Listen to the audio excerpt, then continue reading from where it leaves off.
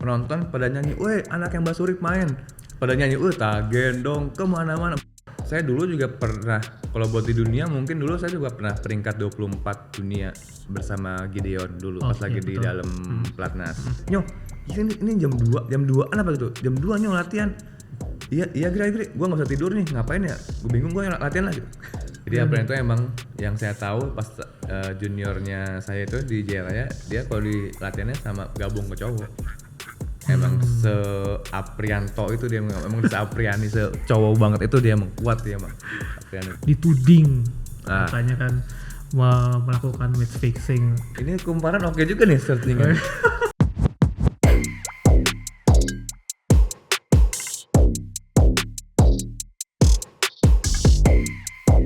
Halo teman kumparan, saya Katondio dari Kumparan Bola dan Sport, dan kali ini saya kedatangan the one and only tamu spesial Raja Tarkam Bulu Tangkis Indonesia, Agripina.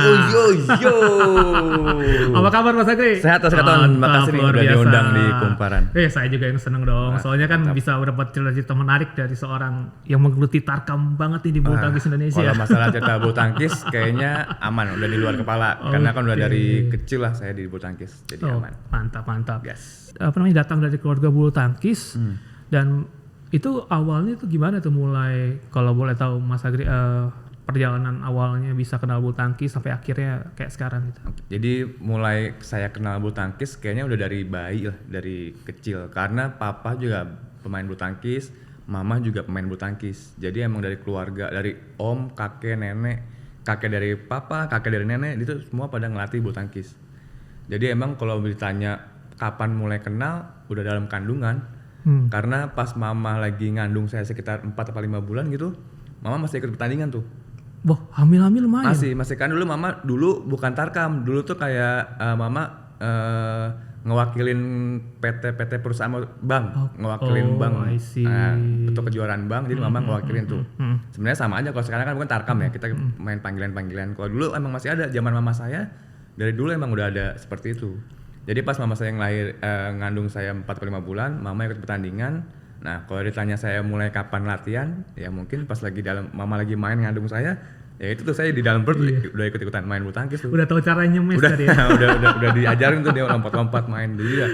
Udah wah dari orok lah istilahnya kalau dari bulu tangkis. Kalau ayah kan ini ya sedikit pamungkas mantan pemain. Kalau ibu mungkin nggak pernah ini internasional gitu? Sempat di pelatnas tapi nggak lama. Oke. Sempat pelatnas juga. Yang lama Pak Sigitnya. Oke.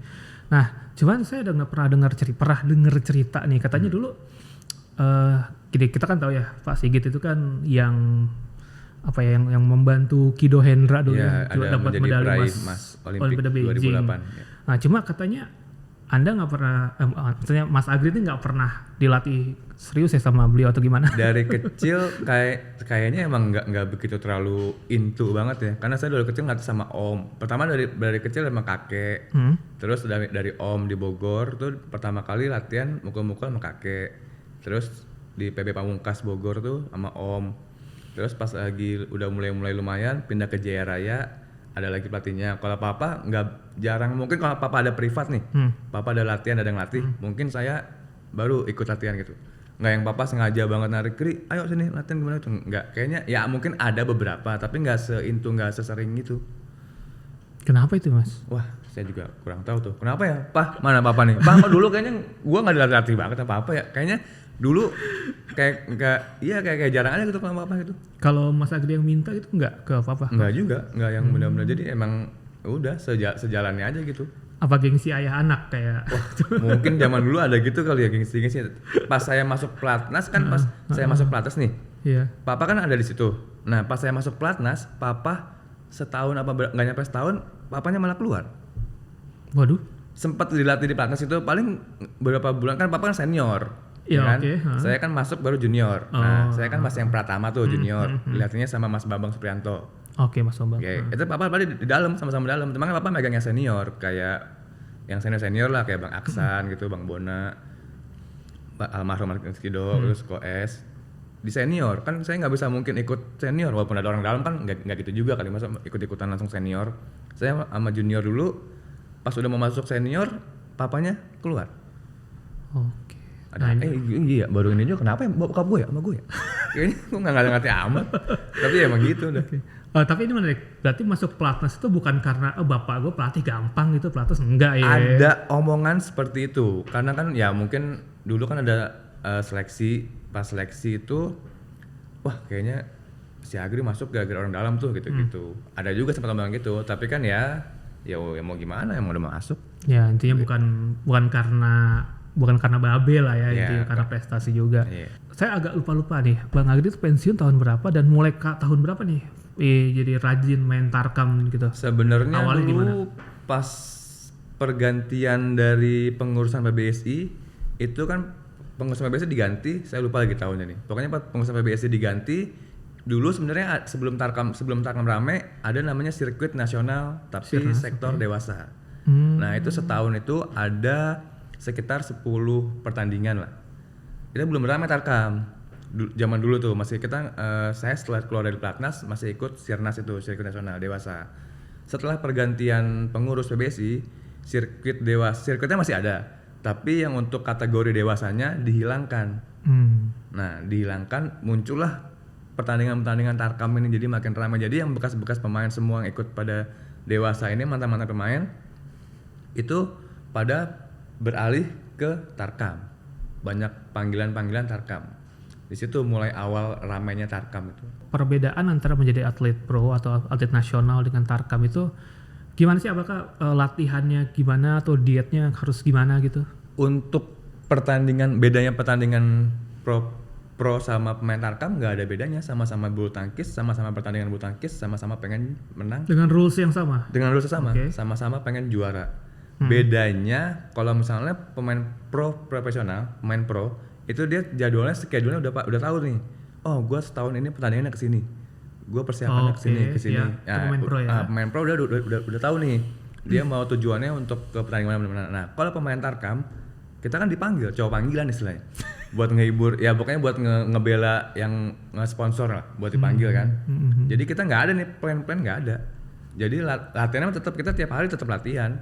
Karena di persaingan tarkam itu sebenarnya lebih banyak, kayak gimana? Lebih ya pokoknya semuanya kan. Mungkin kalau misalnya pemain pro dia nyari rezeki di bulu tangkisnya, kerjaannya dia nyari untuk biar dia juara menang. Betul, oke. Di ini tarkam sini kita nyari uangnya. Kalau kita skip pertandingan kalah, nama kita jelek, kita nggak dipanggil lagi. Misalnya kita mau panggil si Agri nih, oke, kalah, nggak mau, gue cari lagi yang lain. Sebenarnya lebih pressure-nya tuh kalau main tarkam tuh kita setiap pertandingan ya kita harus menang. Kalau lu masih pengen laku di tarkam, masih pengen eksis di tarkam. Oh gitu. Kalau misalnya yang pro kan ya udah dia ada sponsor. Iya. Oke, setahun nih. Lu pertandingan sini. Oke, hasilnya apa? Kita nanti enggak. Kalau di pro ya kan dia ada tujuannya. Kalau di tarkam kita nggak ada tujuan.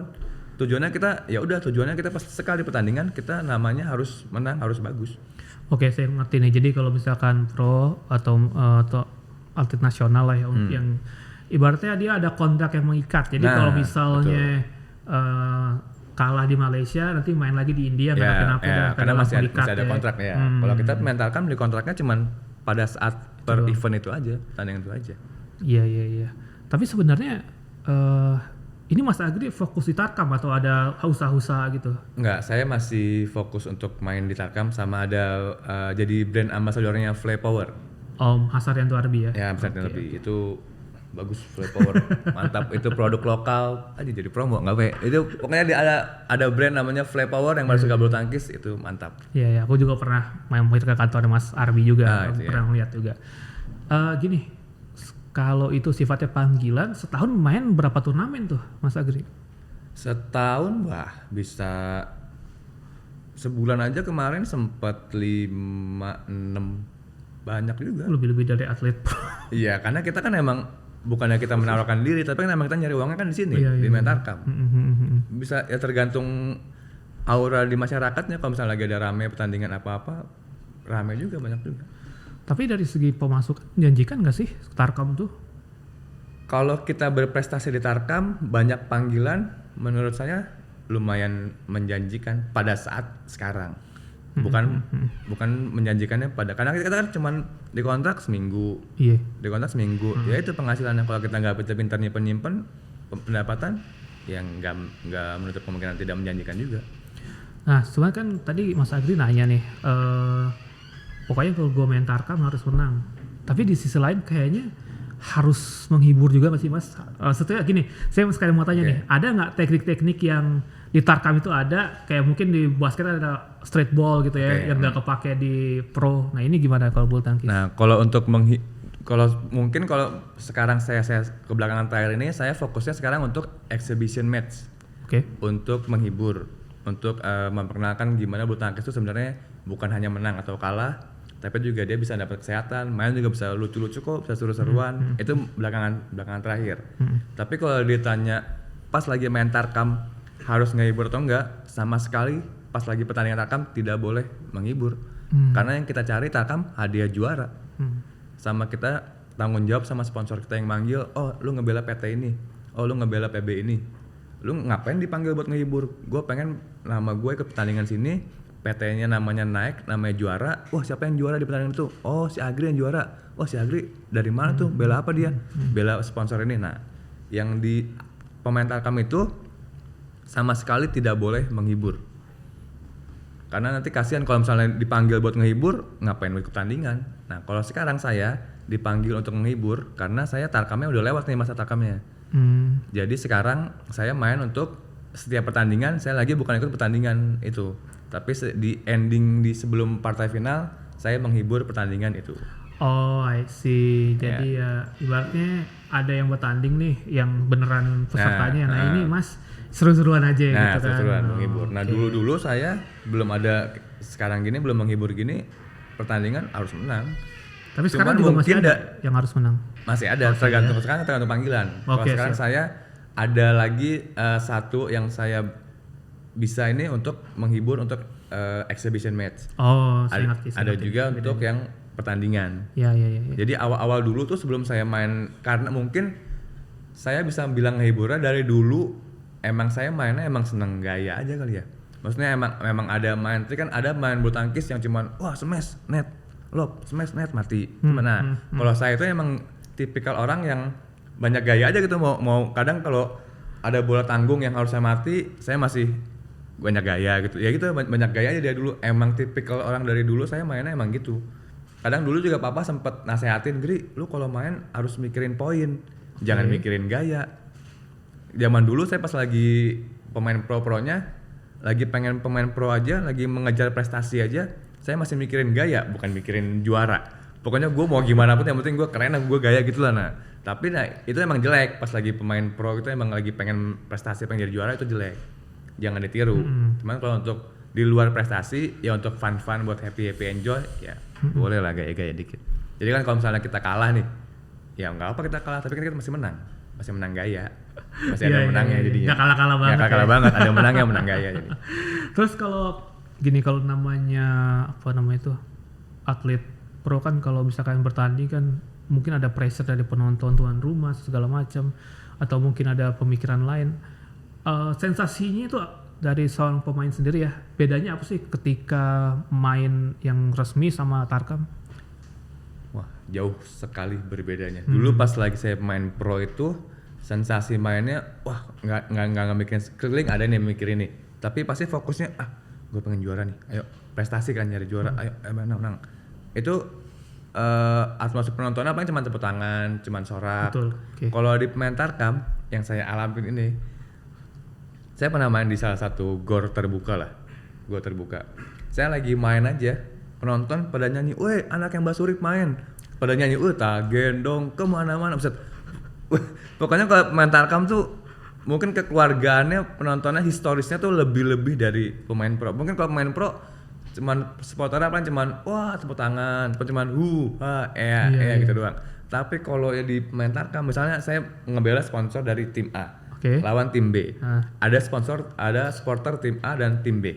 Nah, saya di bagian tim A, itu tim B-nya supporternya bisa nyampe karena kan lebih dekat ke pemainnya. Samping lapangan. Jadi pas lagi main tuh, woi, sampai diteriakin mau main aja, woi, masuk out. Itu lebih pressure nggak sih, Mas? kayak gitu? Dibilang pressure ya pasti. Kalau lagi main kan ada gangguan gitu. Tapi kan kita mau gimana? Kalau dibandingin sama itu lebih berat ini nggak tekanannya? Karena Pressure-nya samping banget. beda. Pressure-nya beda. Kalau misalnya lagi di pemain pro, di pelatih itu pressure-nya kita kalau kalah, wah kita didegradasi nih sama PBSI-nya. Wah kalau kalah kita nggak prestasi, wah kita dikeluarin nih. Oke, nggak terlalu mikirin penonton ya? Nggak terlalu mikir penonton. Tapi kalau di Tarkam ini, wah penontonnya mungkin saking antusiasnya kayak saking semangatnya gitu, lebih gokil lah. Pokoknya dia lebih bermasyarakat banget, lebih kekeluargaan banget, lebih seru lah kalau di Tarkam. Ada cerita lucu apa lagi Bang Agri kalau selain yang Mbah Surip tadi? Wah ceritanya kadang lagi main, kadang kebanyakan pengalaman yang paling seru itu main di lapangan luar sih kalau untuk Tarkam. Outdoor gitu ya? Outdoor, di outdoor. Iya, betul, Kadang kita lagi main, lagi poin seru. Misalnya kita udah rally 10 menit, udah sampai 8 menit, tiba-tiba ada kucing lewat. Udah capek-capek gue main ya, udah wah pengen seru-seru, tiba-tiba kucing lari-larian. Stop dulu, ulang lagi. Apalagi kalau lapangan luar ada angin. Kadang kita lagi mau mukul ke sini, mau mukul, tek bola tiba-tiba belok. Aisyah, so. Itu ya dilihat mungkin lagi pemain kesel lagi pas saya lagi main juga kok main gini banget ya. Tapi pas saya lihat lagi videonya, ya menariknya emang ada serunya di situ. Pas lagi main tiba-tiba mukulnya nggak kena, tiba-tiba bolanya wah lebih seru sih. Kalau saya lebih menikmati di Tarkam sih sebenarnya. Iya.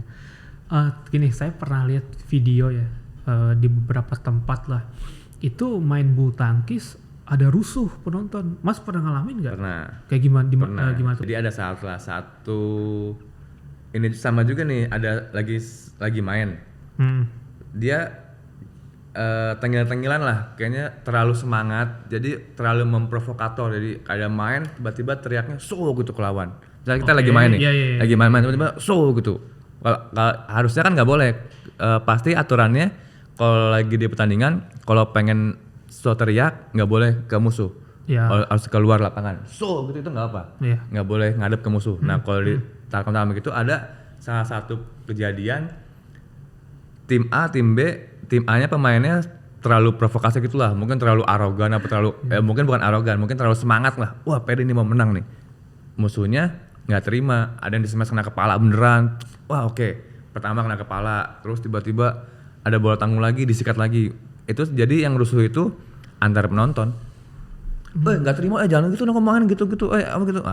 Udah aja semuanya pada dari gor itu saya pernah langsung turun, ke lapangan, uset, ngeri amat. Tapi pernah luka nggak, kena apa gitu dari enggak sih, rusuh itu? enggak. Paling luka cuma nggak sampai luka, nggak pernah sampai kekerasan itu sih nggak pernah. Oke Mas, gini Mas, saya kalau lihat di beberapa video di YouTube ya Mas Agri ya, itu kadang diundang Tarkam ke luar negeri. Nah itu gimana tuh? Saya pernah itu. Emang di luar negeri ada Tarkam juga ya? Di luar negeri sama juga ada. Saya pernah panggil ke Filipina, ke Jepang, ke Malaysia, ke Abu Dhabi, ke Kerala, daerah India tuh Kerala, ada juga. Jadi ya sama aja. Jadi misalnya ada pertandingan, dia boleh bawa pemain luar. Jadi kalau misalnya kita pemain pro, kita membela antar negara. Kalau pemain pro Indonesia masih semua.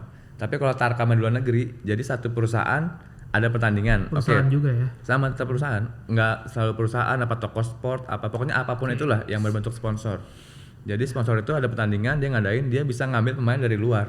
Contoh kayak kemarin di Filipina. Dia tuan rumahnya ngundang saya untuk ngebela klub dia. Klub, pertandingan klub itu, klub bulu tangkis mereka mengadakan turnamen bulu tangkis open seluruh bisa. Nah saya untuk membela timnya mereka. Dari tim lain pun ada juga ngambil dari Malaysia, dari Thailand, dari mana ada juga. Jadi sebenarnya Tarkam itu nggak kapung-kapung amat. Maksudnya saya juga bisa ada ke internasional. Yang penting kita bisa berprestasi di bulu tangkis, masih bisa ngejaga skill, ngejaga stamina. Kayaknya bulu tangkis di dunia tuh kayaknya peminatnya emang banyak banget sih. Oke, dan itu disebutin di negara kayak Filipina yang setahu saya nggak ada bulu tangkis sih gitu. Iya. Tapi ada juga ada. Waktu di Jepang saya main liga Jepang. Ada Liga 1, Liga 2, Liga 3. Nah, saya dipercaya untuk ngebela tim, ada Persero Nagano. Itu tim pro atau gimana tuh? Liga-liga gitu? sama antar perusahaan juga kalau di Jepang. Oh, liga antar Kalau di perusahaan Jepang ya. itu kayak yang saya tahu itu pelatnasnya itu latihannya nggak, kalau kita kan satu PBSI latihan. Kalau di Jepang jadi antar perusahaan ya, dia perusahaan ini punya atlet ini, perusahaan ini punya atlet ini. Nanti kalau ada event-event besar, nah pemain ini baru masuk ke pelatnasnya PBSI gitu. Oke. Pelatnas Jepang, sorry. Iya ya. Saya pernah dengar rumor katanya ada pemain pro Jepang yang penasaran banget lawan Mas Agri. Nah, itu gimana tuh? itu Tahun berapa ya? Itu baru tahun-tahun ini. Oh. Jadi itu sebenarnya dari Fly Power. Dia ngontek timnya Fly Power, kayaknya ngelihat saya di YouTube pengen ngelawan. Wah, ngeri juga maksudnya sampai ke Jepang nama gua. Kan agak wah ini bener nih pemainnya, tapi ya pas ketemu ya dia emang senang pecinta hobi bulu tangkis banget. Sampai dia mau terbang ke sini untuk ngelawan saya gitu. Wah, gila. Akhirnya menang. Seru banget. Akhirnya menang. Seru lah bulu tangkis, seru. Iya. Mas Agri ini cara bangun reputasinya gimana ya? Maksudnya dari kok bisa dikenal lebih luar, karena kan kalau pemain pro udah lihat oh ini si Jojo, oh ini si Ginting karena ditonton kan, ditonton. Nah ini kan nggak ditonton gitu, kok bisa bangun reputasinya gimana ya? Mungkin kayak saya dulu juga pernah, kalau buat di dunia mungkin dulu saya juga pernah peringkat 24 dunia bersama Gideon dulu pas lagi di dalam pelatnas. Sama mungkin itulah media sosial yang nggak bisa dibendung kemana-mana. Oh nih. iya. Nah terus di YouTube itu kan mungkin yang saya pahami, yang saya ngerti, kalau saya main saya lebih banyak atraksi atau lebih banyak gaya. Oke. Oh sih. Dibanding saya menyuguhkan permainan bulu tangkis tuh yang agak sedikit berbeda. Baik. Mungkin kalau yang lain-lain cuman yang tadi saya bilang cuman smash, net, kecepatan gitu. Nah, kalau saya kan agak ada gaya-gayanya lah. Ada gitu-gitunya, mungkin itu yang bisa ngebuat nama saya bisa agak dikenal di luar. Nah Mas Agri kan dulu waktu pro-nya itu waktu di pelatnas juga kan ganda putra. Ganda putra. Kalau Tarkam maunya ganda putra juga atau gimana? Kebanyakan itu kalau misalnya Tarkam yang single, pertandingan single dan double bisa dibilang 10-1. Oh, banyakan Ganda putra. Ah itu Mas Agri di pasangan sama siapa tuh? Apa terserah gitu? Siap-siap aja sama siapa aja? Di luar Tarkam itu saya nggak ada pasangan. Iya. Sendiri. Jadi pasangannya dulu awal-awal tergantung dari sponsor. Agri bisa main nggak di sini? Oke, Agri biasanya pasangan sama siapa? Biasanya mereka yang ngajuin nanya. Ada juga yang kita ngegendong pemain dari lokal sana. Agri bisa nggak nih main partner sini?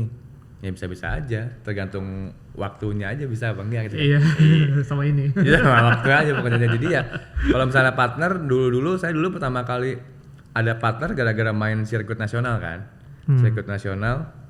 Dulu saya di klub Berkat Abadi, saya ada partner Lucky Apri Nugroho. Oke. Nah, itu kayaknya mulai itu karena pas lagi Sirnas itu 10 pertandingan saya tuh sempat 4 apa 5 tuh yang juara. Nah, mungkin pas setelah pertandingan sirkuit nasional dewasa yang nggak ada, pemain pertandingan ini nyari pemain dari mana ya, oh si Agri tuh juara ini, oh iya pemain si itu tuh juara ya, mungkin gara-gara sering juara di Sirnas jadi pas mereka sponsor pada nyari pemain siapa yang bisa jadi ngewakilin mereka ya dari Sirnas itu juga. Oke. Dari awal. Nah ngomong-ngomong soal partner tadi nyinggung Marcus Gideon nih, saya tahu nih dulu memang pada 2011 2012 itu kan pernah berjaya lah sama Gideon, pernah juara juga. Sampai base-nya tuh peringkat 24 dulu. Bagaimana seorang Marcus Gideon di mata Agripina? Marcus Gideon pas waktu lagi sama saya dia itu disiplin, dia itu gila latihan, gila bulu tangkis. Kemauannya besar banget, rasa ingin gak mau kalahnya tuh gede banget ya. Jadi wajar lah kalau dia sampai peringkat terlama kan, dia peringkat 5 tahun peringkat 1 dunia. Yeah. Jadi kalau Sinyo tuh kita manggil biasa Sinyo ya. Kalau Sinyo itu emang wah dia tekad kemauan ingin menangnya tuh gede banget ya. Oke, ada contoh nggak bentuk latihan yang wah luar biasa banget dari Cosinyo itu? Yang Cosinyo itu saya dulu emang agak susah tidur lah ya. Misalnya tidur tuh sekitar jam 2, jam 3-an aku dari dulu emang susah tidur. Saya lagi belum tidur lagi ya jam 1 jam 2-an tiba-tiba kamar saya diketok. ngeri juga kan, ada malam-malam lah jam 2 nih siapa yang Itu lagi di mana? Di asrama, di asrama. Oh, di Di asrama. Platnas, di asrama. lagi main HP, lagi tiduran, diketok, tok. Sempat nggak mau dibuka tuh, takut tuh. Iya. Taunya si Sinyo manggil, Gri. Sinyo nih kenapa nih, panik kan? Gue buka, kenapa Nyo? Gri, gue nggak bisa tidur, kata si Sinyo. Ayo latihan yuk. Gue liat, Nyo, ini jam 2an apa gitu? Jam 2 Nyo latihan. Iya Gri, gue nggak bisa tidur nih, ngapain ya? Gue bingung, gue latihan lah gitu. Terus ya gue dengan langsung ngomong, ayo, udah kan, ayo ntar ketemu di lapangan ya, siap-siap ya. Ya kan partner ya, namanya juga partner, masa gue mematahkan semangat partner. Dalam hati sih, Nyo gila kali jam segini ya, jam 2 gitu tidur kayak ngapain kan besok latihan lagi. Tapi ya udah mau partner gimana ya, udah akhirnya ya itu, saking semangatnya, saking dia keinginannya besar, sampai itu yang nggak bisa terlupakan. Jam 2 malam tuh ngajak latihan, kita ke gor nyalain sendiri, itu sendiri, gelap banget orang. Untung nggak ada yang latihan lagi yang nggak kelihatan tuh di gor jam 2 malam di Platnas. Itulah ini. Berapa jam itu durasi latihan jam 3 jam? Kayaknya sampai sejam aja gue, yang penting keringetan. Mantap banget ya. Emang Gideon gokil dia. Nyo, terbaik, semangat. Tapi yang mungkin orang lupa ya, tahun 2016 Anda pernah main ganda campuran juara bareng Apriani Rahayu. Ya, itu di internasional sirkuit di Surabaya. Ya, sempat. Gimana Apriani Rahayu di mata Anda? Wah, kalau Apri saya junior saya di klub Jaya Raya waktu itu di klub, jadi pernah dipasangin. Kalau Apri dia dari juniornya emang kalau lagi latihan tuh dia kalau di smash sama cewek dia mungkin bisa gini doang. Emang dia basicnya kuat emang tangannya.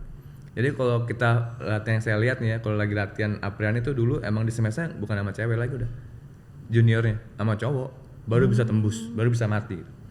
Kalau sama-sama cewek dulu Apriani emang dia ada basic kuat, emang dia punya talentanya, punya skillnya tuh emang kuat lah di lapangan. Jadi dari muda latihannya smash sama cowok gitu. Jadi Apriani itu emang yang saya tahu pas juniornya saya itu di Jaya Raya, dia kalau di latihannya sama gabung ke cowok. Emang se-Aprianto itu dia, emang se-Apriani, se-cowok banget itu dia, emang kuat dia emang Apriani itu. Kalau etos kerjanya tahu nggak gimana? Maksudnya kan kalau tadi kan Kosinyo jam 2 pagi gitu ngajak latihan. Kalau Apriani ada cerita-cerita menarik lagi nggak? Kayaknya cuman nggak pernah seasrama juga kan, beda kan. Dia kan asrama cewek, saya kan asrama cowok. Maksudnya pas latihan bareng gitu kan? Pas latihan paling dia tetap latihannya jarang nggak hadir. Kalau Apriani dia selalu hadir.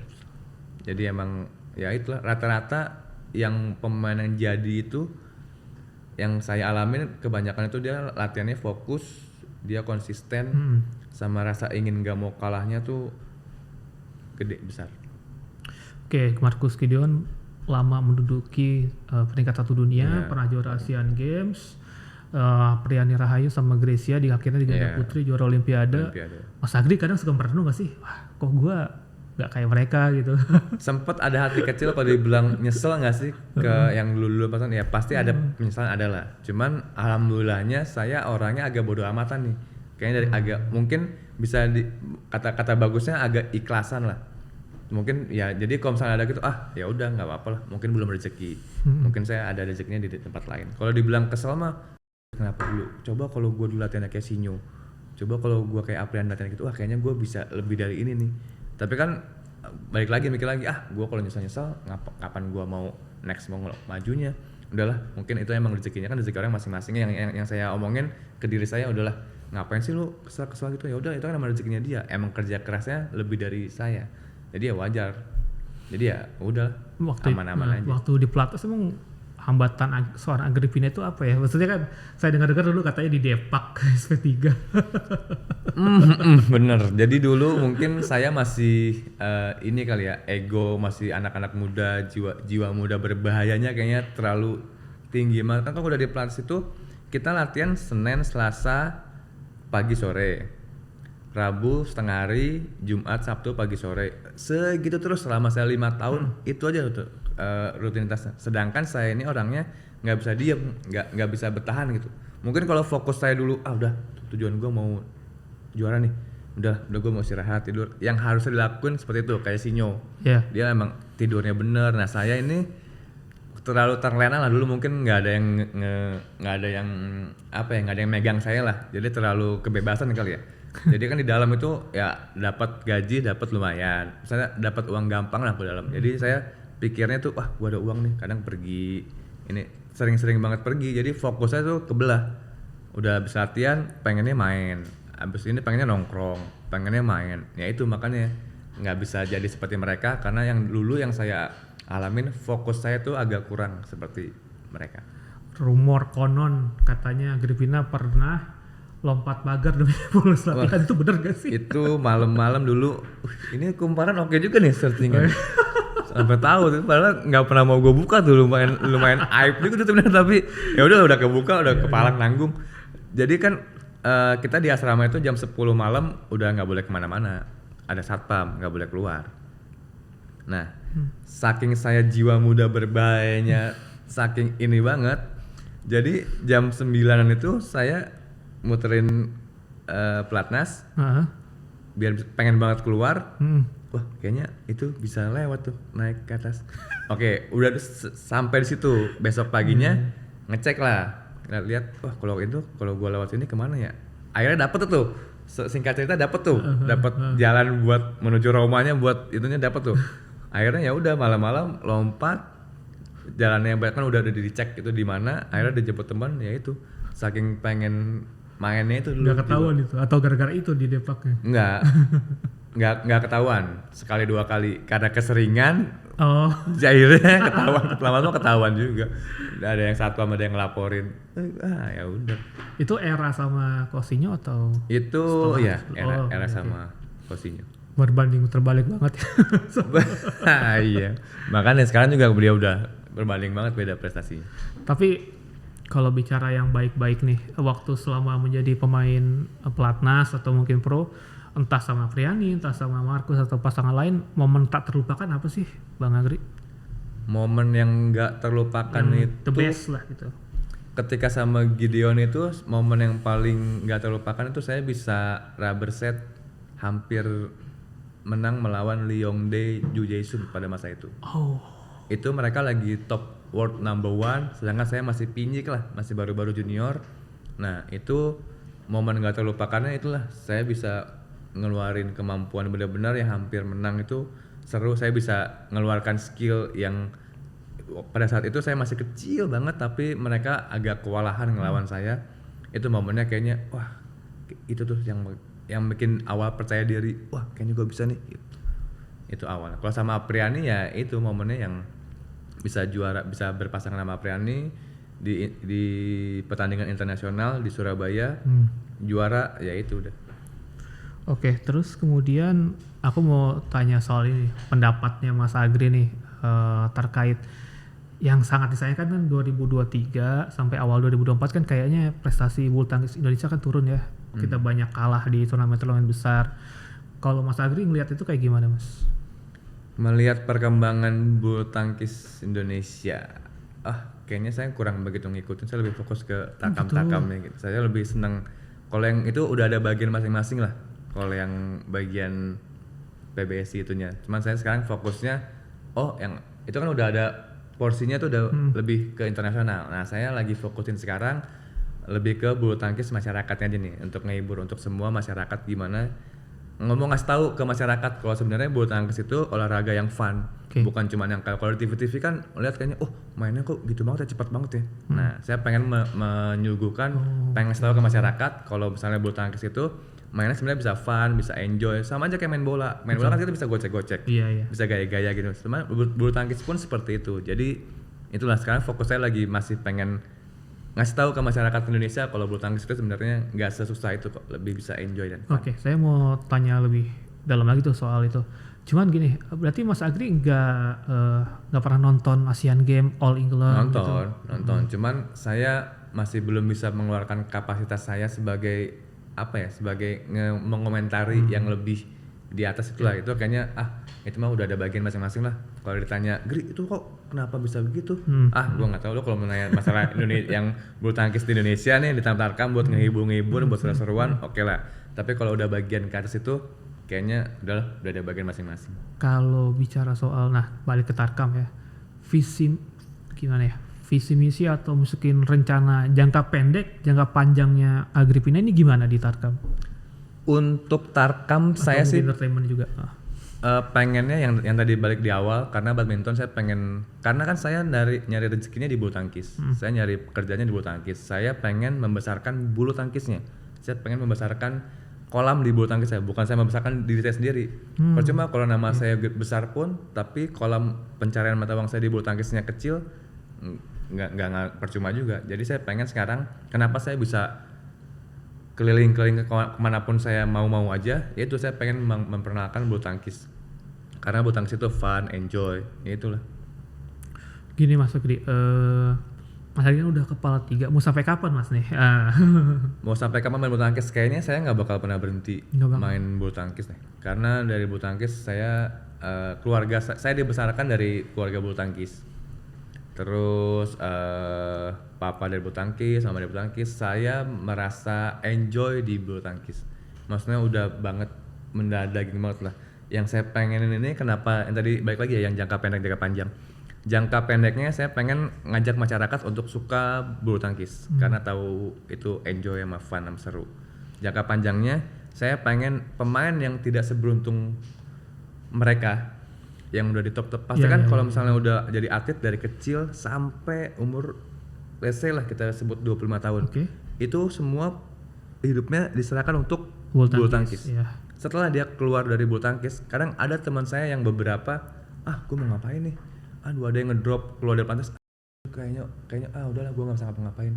Nah terpukul gitu ya. Nah udah nggak bisa, gue cuma bisa bulu tangkis doang, ngapain deh. Nah saya pengen inilah gue pengennya Tarkam yang besar, bulu tangkis besar, jadi mantan atlet yang kurang beruntung di pelatnas prestasinya, jadi mereka masih bisa mencari nafkahnya, mencari pekerjaannya di bulu tangkis, yaitu lewat Dewa Tarkam. Karena itu dia ada pasar tersendiri kok Tarkam itu. Dia banyak juga kok kejuaraan, hadiah-hadiahnya juga. Sekarang kemarin pertandingan Tarkam hadiahnya ada yang juara 60 juta.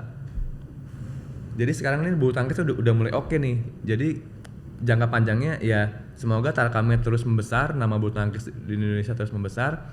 Jadi orang-orang seperti saya ini yang mantan pemain, jadi masih bisa bermain di level, walaupun bukan di internasional, masih bisa bermain di level Tarkam dengan mendapat penghasilan dari bulu tangkis.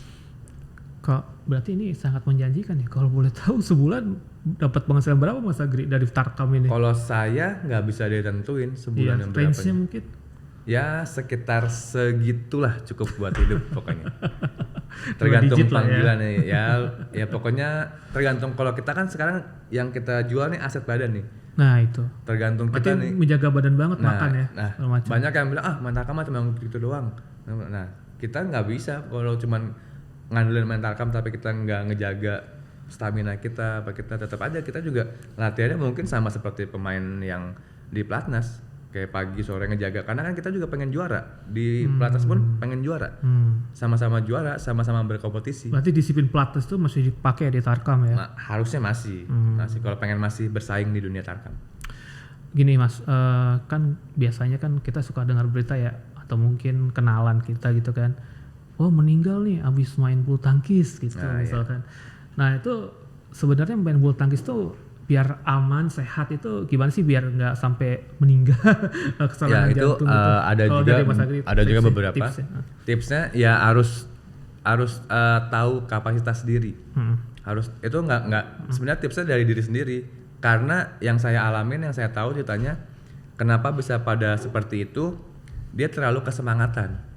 Jadi dia terlalu suka sama bulu tangkis, dia terlalu menikmati main bulu tangkis. Jadi pas lagi main satu set, gue udah capek nih. 2 set diajak lagi, ayolah mau 3 set, diajakin mau terus. Itu mungkin dia nggak ngelihat kapasitas badannya. Dia saking cintanya sama bulu tangkis, jadi main bulu tangkis mah ayo aja. Tapi dia nggak ngelihat nih, ternyata badannya gimana. Nah tipsnya kalau mungkin itu untuk yang agak berumur ya. Jadi ya mungkin tahu emang pasti sih. Saya juga kadang kalau lagi main lupa umur juga, maksudnya pasti itulah kesemangatan. Tapi mungkin kalau yang udah lebih senior, ya kalau misalnya cukup udah, yang penting keringetan, yang penting sehat, yang penting asal udah ketawa-tawa dapat, keringetan dapat, jangan terlalu diforsir. Karena bulu tangkis itu salah satu olahraga yang terberat sih. Karena kan semuanya menyangkut, semuanya udah pasti digerakin dari mata, dari semua gerakan. Jadi ya itu tipsnya, jangan terlalu diforsir kalau emang udah ngerasa cukup, ngerasa capek. Oke, mantap. Lalu ini saya mau sedikit flashback sedikit nih. Ya ini untuk mungkin mumpung lagi ada ininya tempatnya nih untuk Mas Agri berbicara, mungkin ada yang masih ingin disampaikan tentang dulu kan pernah dituding katanya kan melakukan match fixing. Nah, padahal kan sebenarnya kan Mas Agri tidak menerima itu kan. Nah, itu waktu itu gimana kira-kira lebih ceritanya? Kronologinya jadi pada waktu itu yang mengenai match fixing yang sampai sekarang di Instagram saya masih dibilang, Agri tuh pengaturan gitu, skor. Mas. Agri tuh tukang judi gitu-gitu. Iya. Ya, saya sih nggak, ya mau emang udah, kalau saya orangnya kalau udah dituduh seperti itu, saya nggak mau ada pembelaan, ya biarin aja kalau gua nggak ngelakuin kok. Tadi yang dibilang kan saya cuman itu sebenarnya kronologinya saya diajak suruh ngalah pada sama satu orang ini. Itu internasional atau? Internasional di luar. Pas saya lagi di Malaysia. Pas saya lagi di Malaysia, saya berpasangan dengan di Malaysia. Terus saya ditawarin untuk kalah, ditawarin, Gri dapat segini. Saya nggak mau, saya tolak. Terus akhirnya yang nawarin saya ini ketangkep. Terus dia ada diciduk sama BWF, dilihatin HP-nya, ada chattingan nama saya. Terus singkat cerita, dia ditangkap, saya dipanggil dari BWF-nya. Waktu itu BWF datang ke Malaysia, saya datang, saya nggak pernah ngindar, orang nggak ngapa-ngapain. Tapi tiba-tiba dibilangnya saya ikut match fixing. Gitu. Di beritanya, tapi di BWF-nya larangan saya. Kenapa saya di fixing itu? Karena saya tidak melaporkan. Karena lu udah tahu nih ada match fixing ini, kenapa lu nggak ngelaporin? Nah itu sebenarnya awalnya saya Malaysia saya bisa itu karena saya tidak melakukan, saya bisa lewat jalur kekeluargaan.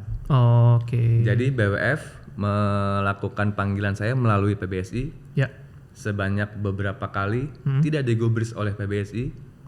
Dan di panggilan itu saya berhak disiapkan lawyer oleh PBSI karena kan saya lewat Indonesia, jadi pasti kalau lewat internasional PBSI.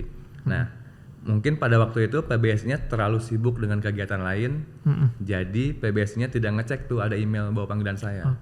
Nah, jadi langsung Malaysia langsung lewat saya, langsung bilang, nggak pas saya dipanggil, gimana nih kok dipanggil nggak pernah ada kabar. Saya nggak tahu. Iya kan PBSI. Yang tiba-tiba ini langsung jatuh hukuman, langsung disanksi 6 tahun tidak boleh ikut pertandingan. Langsung berita tuh, saya juga kaget tuh. Lah, gue pesan udah kooperatif, gue handphone semua kasih, nggak ada apa-apa. Orang cuman nolak doang. Langsung tuduhannya langsung keluar sanksi 6 tahun. Kaget dong saya. Nah, kenapa saya bisa bilang gitu? Baru saya tahu ternyata sebenarnya BWF itu, kalau misalnya BWF panggil PBSI lewat saya langsung temuin, itu bisa dengan cara kekeluargaan. Itu dengan bisa cara, Gri, mungkin dia pengen cari tahu tentang saya, mungkin dia ngiranya saya nutup-nutupin nih, kenapa nggak mau datengin. Nah, saya datangnya itu pas dia langsung kontak lewat saya. Waktu itu kan kalau nggak salah jatuh sanksinya itu kan 6 tahun 98 juta, terus bandingnya dapat berhasil. Nah, bisa banding nggak, kan udah telat waktunya. Harusnya bandingnya itu bisa dikabarin dulu ke saya, baru saya banding, baru kekeluargaan. Setelah dapat setelah muncul di berita online BWF, udah mau banding gimana? Udah muncul. Kalau mau banding ya itu sebelum panggilan pertama, panggilan kedua, panggilan ketiga, nggak ada respon, keluar keputusan.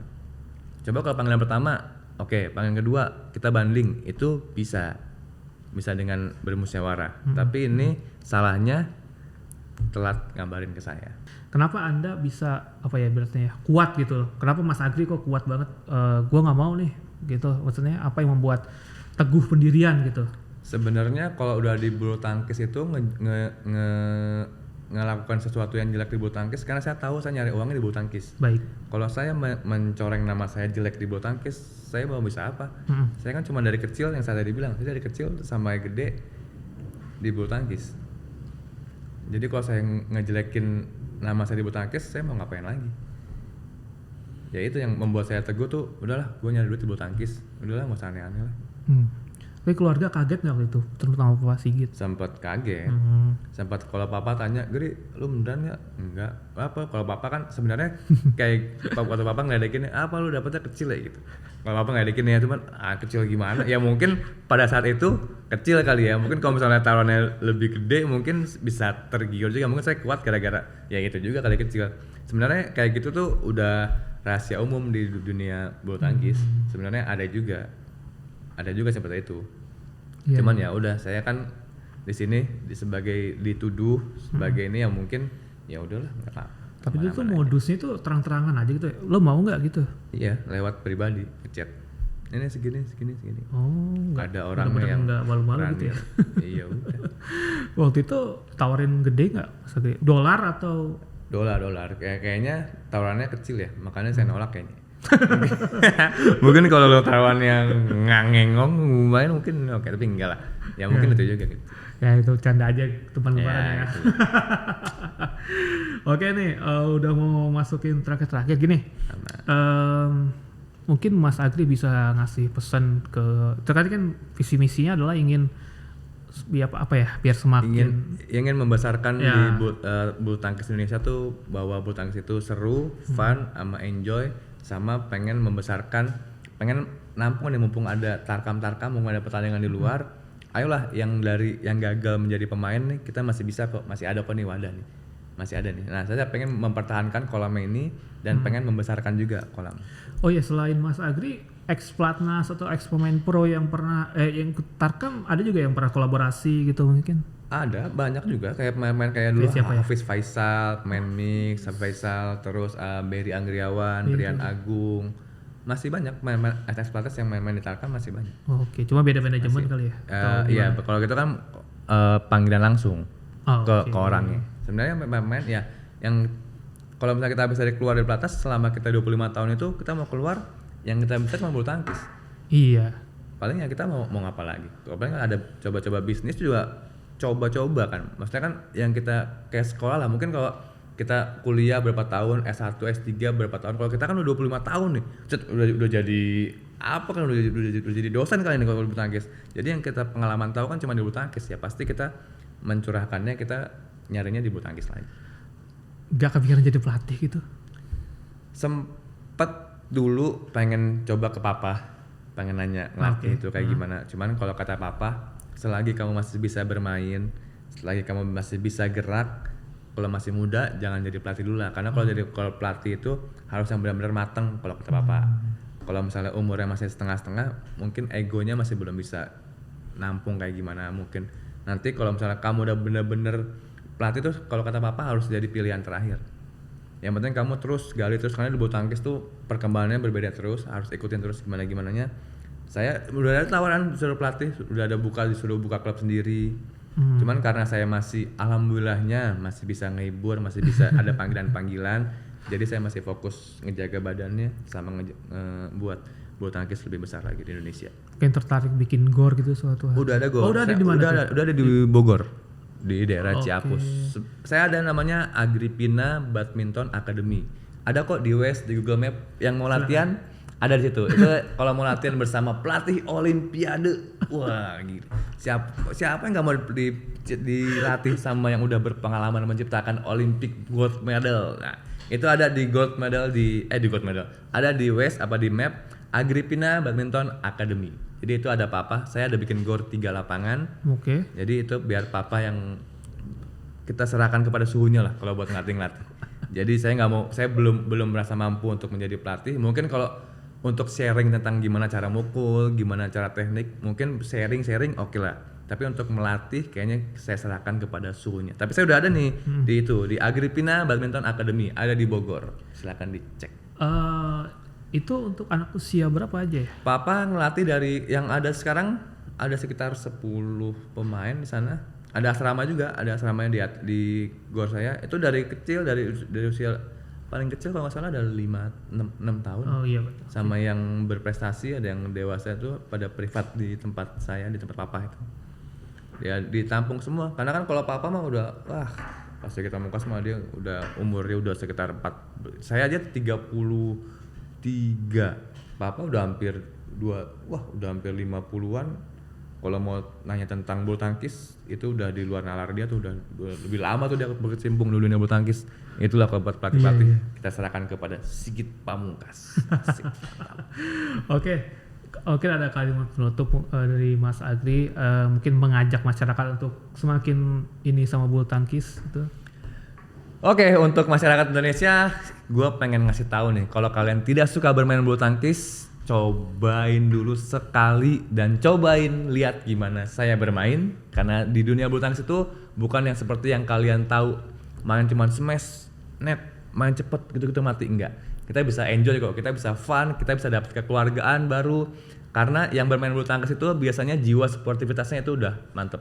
Jadi daripada kalian bergaul-gaul, ngopi-ngopi nggak jelas itu nongkrong-nongkrong main HP, mendingan kalian nongkrong-nongkrong di olahraga bulu tangkis. Dapat sehat, dapat kekeluargaan, dapat seru juga, dapat keringetan, sehat, nongkrong daripada ngopi, duduk, yang gini-gini nggak jelas, mendingan nongkrong di gor bulu tangkis. Mantap. Oke, luar biasa Mas Agri. Terima kasih banyak sudah mau diundang Kumparan. Thank you diundang lagi. Oke, mantap. Oke, teman Kumparan, jadi itu wawancara saya dengan Mas Agripina, Sang Raja Tarkam. Nantikan lagi program-program menarik di Kumparan, di Big Match untuk acara-acara olahraga lainnya. Ya, saya Katuan Dio, undur diri. Mantap.